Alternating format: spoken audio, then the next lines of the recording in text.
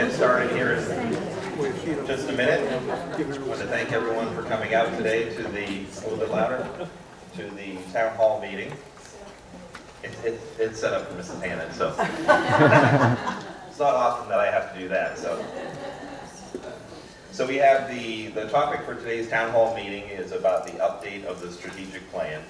And Ms. Hannan is the chair of the strategic planning committee. And she is going to go through kind of the history of how we got to where we are and the draft plan. There's copies of the draft plan right outside the door if you haven't already received one, and we also emailed that out last week. A little bit about what happens from this point going forward. We hope to get some feedback from the membership, from you, at the end of the meeting, based on what you've heard today and what you've read in the plan.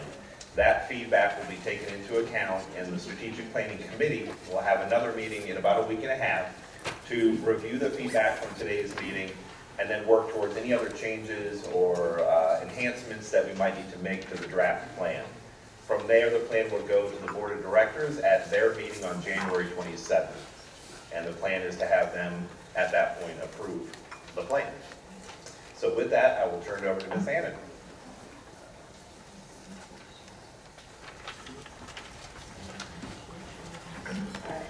Thank you, Tim.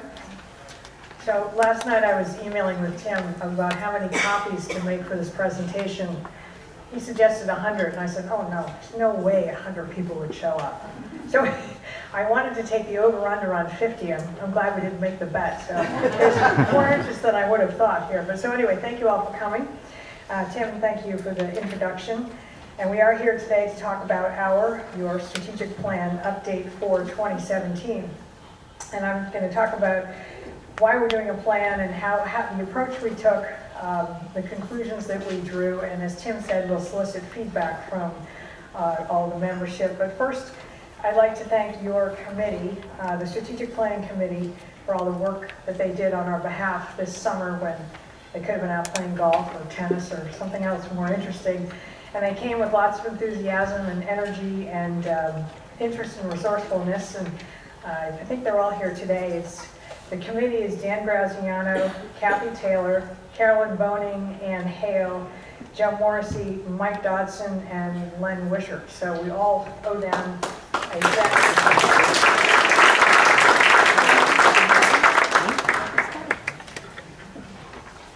This caused a lot of consternation among the committee. Ellen, this slide is blank. How are we going to answer this question? But I just thought it would be a little intriguing. I did get a lot of questions this summer. What's the strategic plan? Why are we doing this? Oh, Ellen, why are you asking me all these questions? Everything's fine. So I would just tell you that obviously the purpose of the plan, and if any of you have read the copy that we have outside, this is clearly outlined, but it really is to identify what the ongoing desires and future needs of the community are, such as ours, and then to set the goals that are agreed upon by the community that will meet these needs and desires, and then to put a plan forth that the management takes and implements over a 3 to 5 year period to try to accomplish these goals. The last formal strategic plan was done in 2011, and it was after a process that spanned many months, and it followed the first vote by the membership on the proposed clubhouse renovation. So, which feels like it was just eons ago.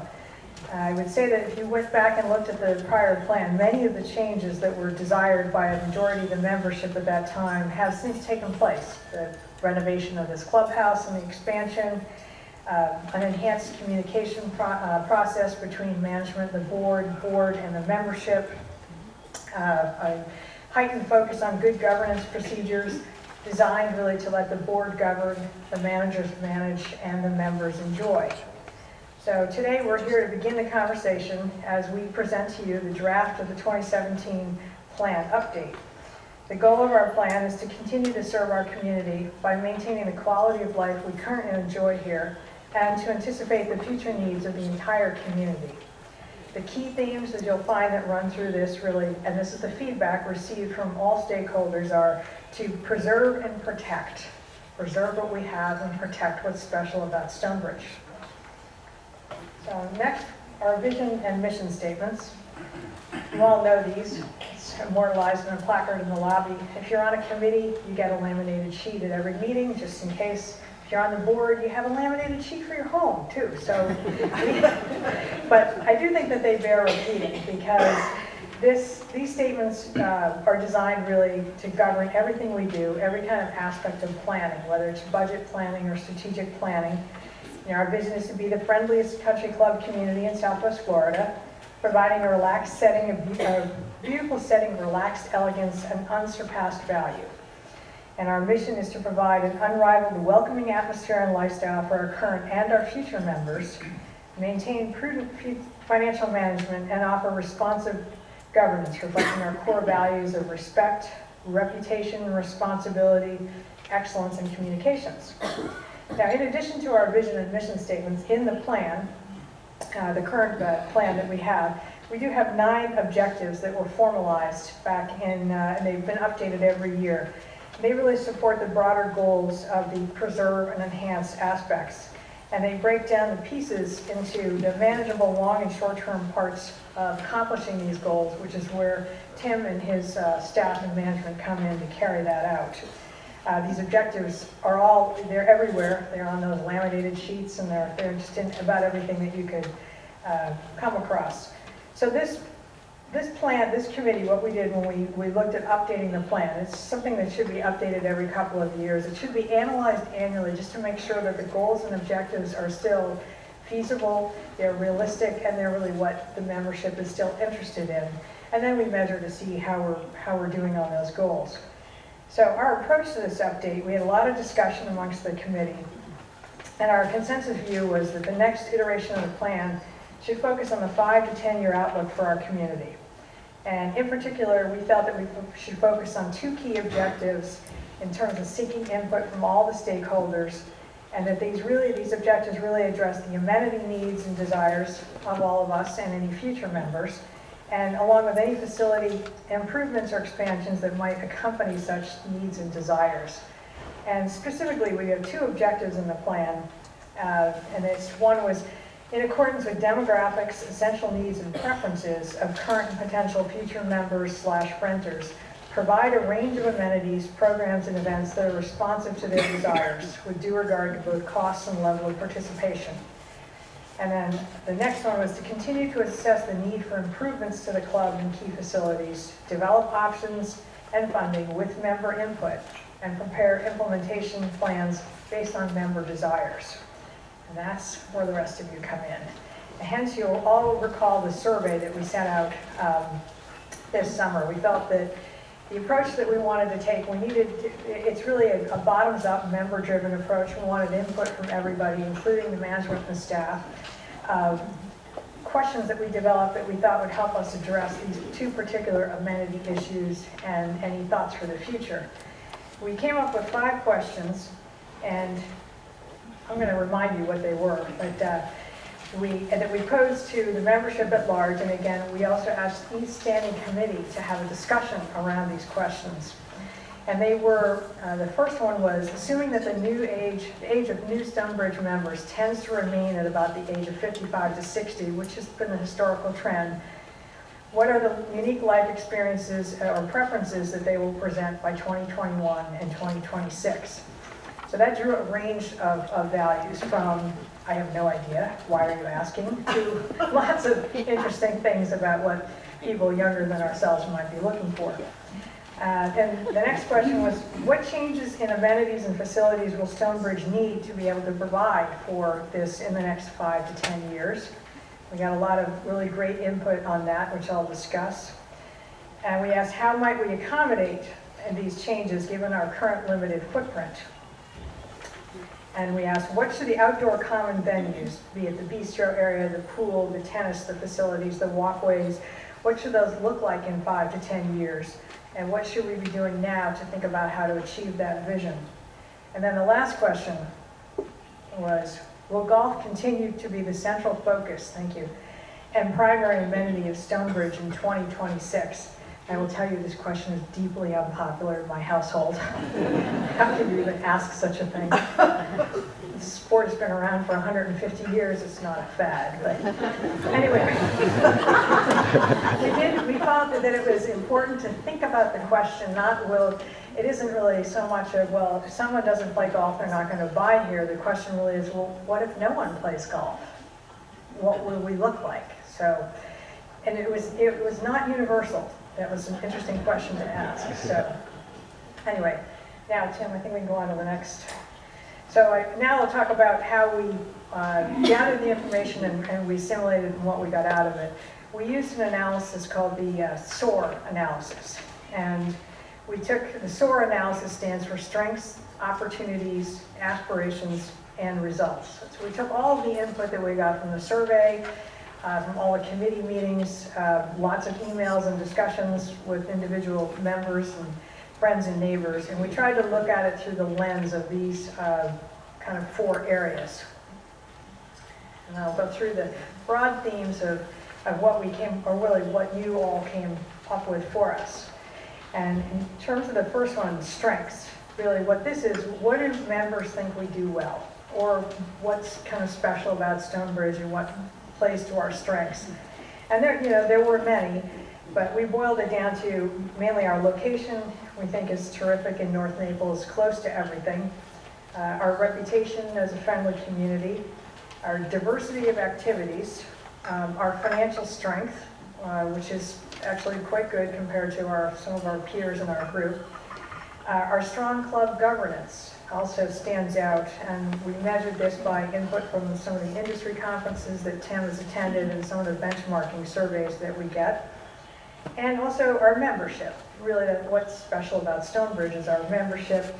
And I kind of came up with a term that I think we're heavily composed of community seekers.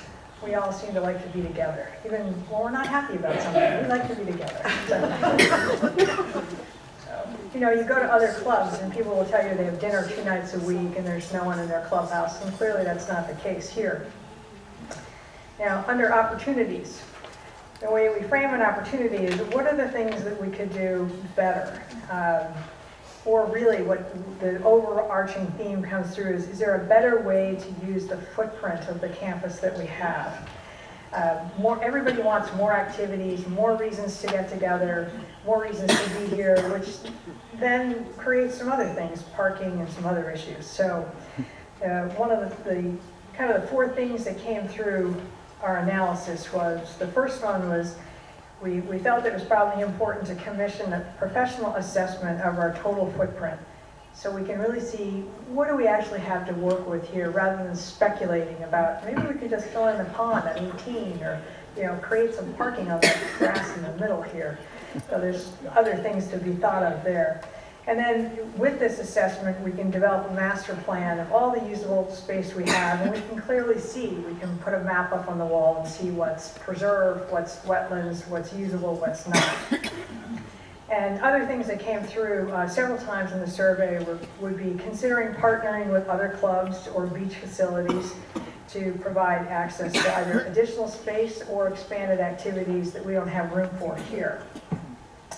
And lastly, another issue that came through was composing a committee, which would probably be finance, legal and governance, strategic planning, to evaluate the feasibility of property purchases, either within or outside of Stonebridge, should the desire be there or the need be there to increase the possibilities that our footprint might provide.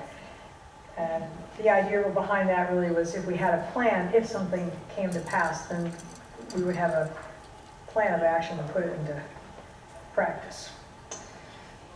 So the next is under aspirations, and which really we present as what is it that members want here at Stonebridge? And we want a lot of things, actually. But we boiled it down into 6 kind of overarching themes. There were a lot of one-off comments, but I would say probably 85 to 90% of the feedback in one form or another really fed into one of these 6 themes. Expanded casual dining, hence filling in the lake on 18 to make a bigger bistro. No, I'm just kidding. But more meeting and socializing space. Again, we like to get together. There's lots of stuff to do. Many comments on expanding the fitness, not just the physical facility, but the health and wellness space, the programs, cultural enrichment, that sort of thing. And an emphasis, we need to put an emphasis on up-to-date technology capabilities, whether that's how we communicate through the membership, how you make a reservation, check your tea time, put your score in, register a complaint, pay your bill, register your guests at the gate, that sort of thing. And two other things really that kind of bubbled up from the committee conversations around this was we want to make sure that whatever we do is that we continue to provide a welcoming atmosphere to renters and to new members. I mean, that's one of our hallmarks, so we want to keep that in mind with anything we do. And lastly, the providing clear and transparent communication amongst the board, the management, and the membership, and I put it across multiple platforms, whether that's the Bridge, the Voice, or who knows what in the future, how we'll be receiving our news or our communications with each other. But we want to make sure that they're clear and transparent and consistent and timely. We're almost done. I know I'm the only thing between you and a cocktail, but we're almost done here. Lastly, under the SOAR analysis of the results. And results are how will we know that we're doing the right things? How we're going to measure whether the plan is succeeding and whether we're providing what the members have said that they want. So we came up again with about 5 things that we thought were really important. And the first is, again, this continuing theme. Any change we undertake must respect our strengths and preserve what is special about Stonebridge. I would say this came through every committee that had the discussions about the questions that we asked were, and not so much, don't change anything because everything's fine. It was, well, it's fine because it's a special place. So let's make sure that we respect that and that we always keep that in mind and that we protect that. And the next way we thought is our property values should continue to be attractive, again, relative to our comparable bundled communities. That would be an area that would tell us that we were doing something that was not efficient. And to measure that our members continue to use our clubhouse, our golf course, tennis courts, and facilities in numbers that reasonably support the operation. And then our programs, our activities and events continue to have strong member participation. And lastly, that one of the things that we think is a strength of our community is there seems to be every year a continued demand for new or expanded programs and activities, whether it's different bridge groups or rummy cube or guitar lessons. Where did he go? He was here. So anyway, there's always something. And we think that we felt that that was a real sign of a vibrant community where people want to do new things and they want to have enrichment and they'd like to do it together. So we came up with the conclusion was really pretty straightforward, but the issues that we thought about when we were forming these conclusions were keeping in mind that our current member age demographic, the mean age right now is about 69 to 70, and you'll recall from the survey that we did a couple years ago with Synergy Solutions, there's a bell-shaped curve and it kind of moves, but it sort of sits where that median tends to hit right there, even though the age range can be 55 plus or minus to 85 plus or minus. And we talked about the activities and amenities that we all today here are requesting, and we gave a lot of thought to what might be coming down the road in terms of what might new buyers or members think that they might be interested in. And thinking about that age demographic right now being about 50 to 65, and the activities and amenities that new buyers might seek. There's that thing about that question about golf. No, just. And most importantly, I think lastly, the whatever we do, really, we need to keep in mind the protection of the property values for everybody in the community. So I would leave you with, before we take your comments and suggestions, I'd say the final message that came through loud and clear from any committee, from all the surveys, from everything we discussed were kind of 3 things that were key, that we know who we are and we like who we are. Nobody wants to be Gray Oaks or something else. We're who we are. And that clearly we want to preserve and protect what makes Stonebridge special. And that's the overview of the presentation. So I think now I would open it up to any comments or questions, thoughts, suggestions that anyone Yes. Actually, I think Tim is going to have a mic, The mic would be great. just so everyone can hear.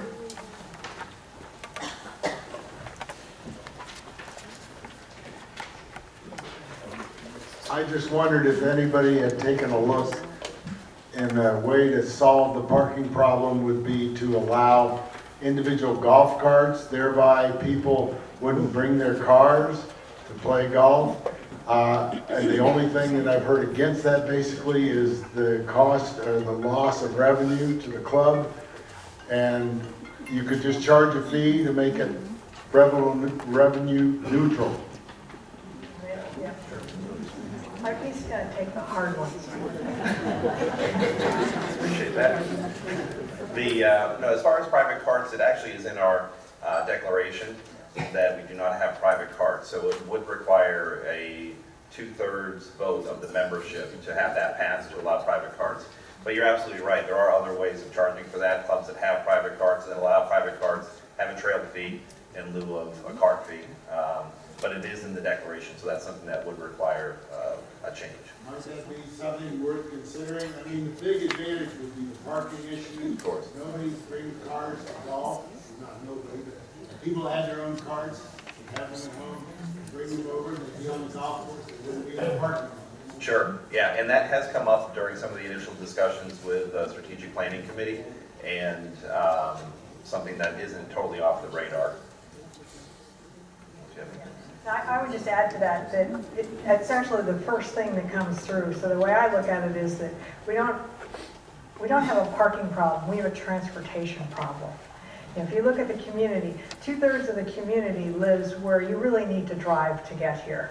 I mean, Willow Bend, Middleburg, Carrington, Heatherwood, as long as you can walk, you can pretty much walk over here. But if you live on the other side of the racetrack, or so to speak, it's a good 20 to 25-minute walk. So we've had a lot of discussions on the strategic planning level and also within the finance committee level. How do we get people here, get them here and get them home when they'd like to come and go? And you raise a very important issue, because if we were to have more classes, more fitness facilities, more things going on at the club, is going to bring more people here, and we need to be cognizant of that, of how we plan for where people can park. Yeah, and I'll just add to that what Ms. Hannan mentioned before about the next step after the plan is approved is to have a master plan. And that's where all of those things will come into play, taking into account what we want to be in, say, 5-10 years, and then what it's going to take to accomplish that.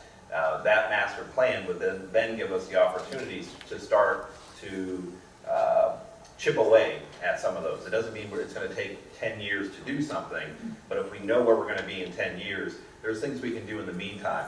Obviously, parking would be one of those we'd want to tackle first. I've actually had a civil engineer come out and take a look at the parking lot, and we've talked about some ideas, but until we know what we're going to do with the whole campus area, it's premature to decide what we should do with the parking lot. So we need that master plan so we can start working towards it. Oh, yeah. Any other? Anybody else? No, that's not the only issue. It's a big one. It's a big one, I agree, yes. Any other thoughts, comments, suggestions? Thank you for everybody that showed up and also that participated. Mr. Valani.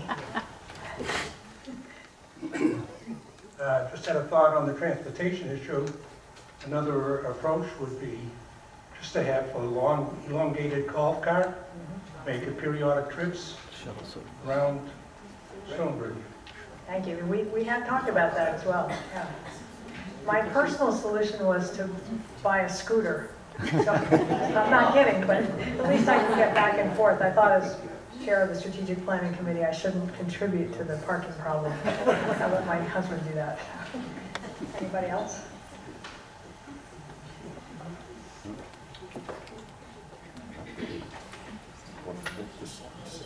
Nobody else has any questions or comments? I'm going to turn it over to Jeff Brown, our president, for some closing remarks.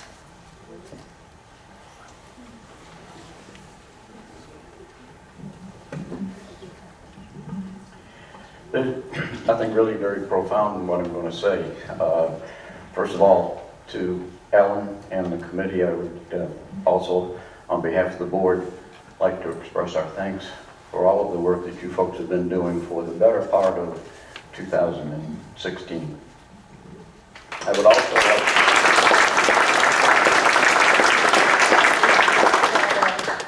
would also like to thank the 200 plus, I think it was, individuals who actually made comments during the survey process.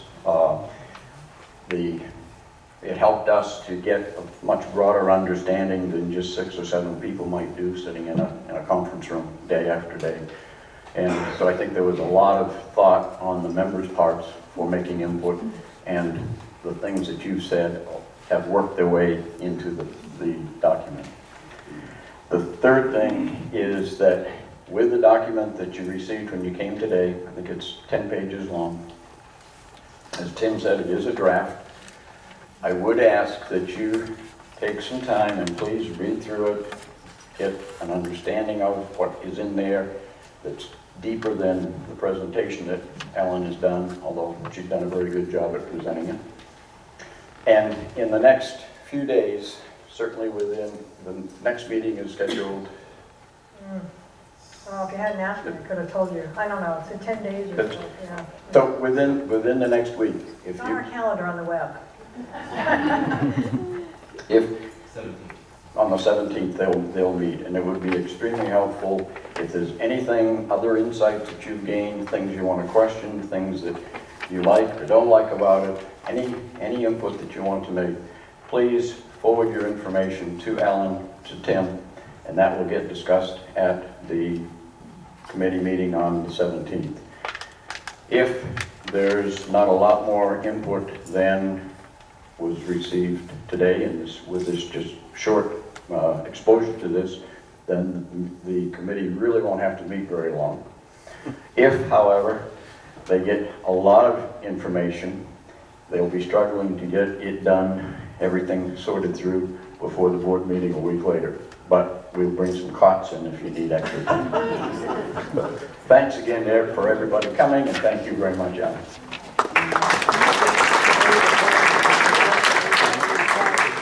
Okay, lastly, just want to let everyone know that we do have the bar open. We're going to run happy hour through 7 o'clock, and the Bar Bites menu is available. If you haven't heard already, we have our full dining schedule back up and running for the season.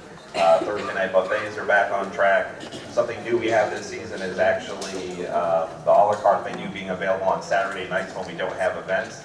And we're going to be featuring a fine dining menu card to go along with that to appeal to those that are looking for something more along the lines of fine dining. So that as well as a full dining schedule. So we look forward to seeing you at the club. Thank you.